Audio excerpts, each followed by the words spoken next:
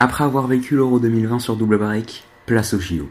En effet, la compétition devait initialement débuter ce vendredi 24 juillet, et c'est pourquoi vous aurez droit à un article et à une vidéo par jour sur un fait marquant des Jeux Olympiques, événement absolument mythique du sport mondial. Aujourd'hui, nous remontons en 1936, lors des Jeux de Berlin, qui ont lieu en plein nazisme et dont le but premier est de montrer la grandeur de l'Allemagne et d'Hitler. Mais l'histoire, avec un grand H, vous la connaissez. C'est bien Jesse Owens, afro-américain, qui va marquer la compétition en remportant 4 médailles d'or pour envoyer un symbole très fort qui va bien au-delà du sport.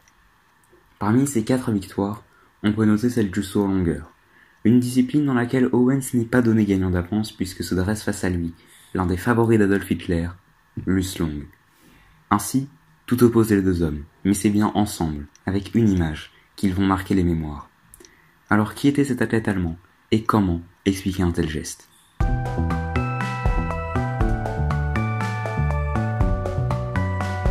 Karl Hedwig Long, surnommé Luce Long, né le 27 avril 1913 à Leipzig dans une famille bourgeoise de pharmaciens.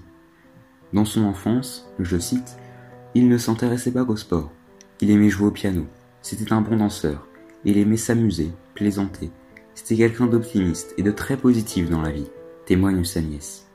Luce grandit à la campagne dans un grand manoir, lieu qui lui permet de pratiquer tout type de sport et à 12 ans, il crée dans le jardin sa propre piste de saut en longueur. À 16 ans, il commence à étudier le droit à l'université de Leipzig et rejoint alors le Leipzig Sport Club. C'est un athlète très complet qui pratique plusieurs disciplines. Course, poids, saut en hauteur, saut en longueur. Il rencontre alors Georg Richter, l'entraîneur qui va faire de lui un champion. Grand compétiteur, Luce Long veut d'abord devenir sprinter avant de se tourner vers le saut en longueur. Après ses études, il devient avocat à Hambourg tout en conservant un grand intérêt pour le sport. Il deviendra très vite un athlète très apprécié en Allemagne, à une époque où le sport est avant tout un outil de propagande. Cela s'explique notamment par le fait qu'il soit évidemment sportif, mais aussi blond aux yeux bleus, ce qui en fait un exemple parfait d'homme appartenant à la race aryenne. De plus, en 1933, l'année de l'arrivée au pouvoir d'Adolf Hitler, il remporte son premier titre de champion d'Allemagne en saut en longueur. À ce moment-là, les Juifs sont exclus des clubs de sport, décision que ne comprend pas Luce Long, comme il l'exprime dans plusieurs lettres à sa mère. Il écrit en effet, je cite, « La race, la couleur de peau n'ont pas d'importance. Chaque peuple a ses héros et ses forces. Ce qu'un peuple est capable de faire ne dépend pas de la race. » Un an plus tard, il remporte la médaille de bronze lors des championnats d'Europe de Turin. C'est son compatriote Wilhelm Leichum qui remporte la compétition et devient aussi l'un des favoris pour l'épreuve de saut en longueur à Berlin. Malgré ses idées différentes du régime nazi, Long se considère vraiment comme un citoyen allemand et le fait de pouvoir représenter son pays devant le monde entier est pour lui une grande fierté. Il n'a jamais été résistant au régime et c'est un citoyen tout à fait normal de son époque. Il est également très heureux de la promotion du sport par le régime et ne veut pas s'opposer au nazisme de peur de devenir un ennemi et de ruiner sa carrière, aussi bien en tant que sportif qu'en tant qu'avocat. Les Jeux Olympiques de Berlin débutent le 1er août 1936. La principale valeur mise en avant par Hitler et son régime est la paix, au sein d'une Allemagne où tous les opposants politiques sont emprisonnés et où les camps de travail sont déjà créés. Pendant que Jesse Owens brille lors du 100 mètres, puis du 200 mètres, Luce Long attend l'épreuve du saut en longueur. C'est d'ailleurs l'un des seuls athlètes qui n'est pas présent dans le village olympique. Il préfère l'hôtel pour se concentrer.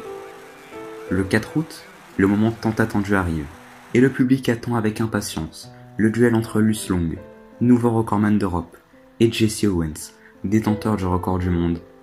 Cependant, l'épreuve de qualification commence bien mal pour lui, avec un essai déclaré nul, lorsqu'il mord la planche d'appel, puis un deuxième essai, où il mord la planche. Un troisième essai manqué offrirait presque la victoire à Luce Long, mais c'est bien lui qui va venir en aide à son adversaire et lui permettre de réussir cette phase de qualification. C'est après cet instant que sont prises diverses photos des deux hommes, que tout oppose, mais côte à côte, souriant et simplement heureux d'être là et de pouvoir s'affronter. Leur amitié est née. Plus tard, la compétition se poursuit et il ne reste que 2 athlètes. Jesse Owens, qui saute à 7,87 m, et Luce Long, qui saute lui aussi à 7,87 m. Ensuite, alors que l'Américain saute à 7,94 m, l'Allemand manque son dernier essai. Mais Jesse Owens a lui aussi un dernier essai, et bat le record olympique, avec un saut à 8,04 m. C'est son adversaire direct qui est le premier à le féliciter. Ce geste si marquant vaudra néanmoins une mise en garde au médaillé d'argent par un collaborateur d'Adolf Hitler, qui lui ordonne, je cite, de ne plus jamais embrasser un aigle. Les deux hommes s'échangent tout de même leur adresse et continuent de s'écrire, même après l'événement. Après les JO de Berlin, Luce continue sa brillante carrière et devient pour la deuxième fois champion d'Allemagne, puis champion d'Europe avec un saut à 7,90 m, un record qui tiendra pendant plus de 20 ans. Il obtient un autre titre de champion d'Allemagne en 1939, avant de tomber gravement malade. Cela lui permet, dans un premier temps, de ne pas être mobilisé pour la guerre. Mais une fois remis sur pied, il devient entraîneur sportif dans l'armée allemande avec le grade de caporal-chef. En 1943, il est déclaré apte au combat pour l'opération Husky qui a lieu en Sicile. Il a alors 30 ans et est porté disparu le 17 juillet.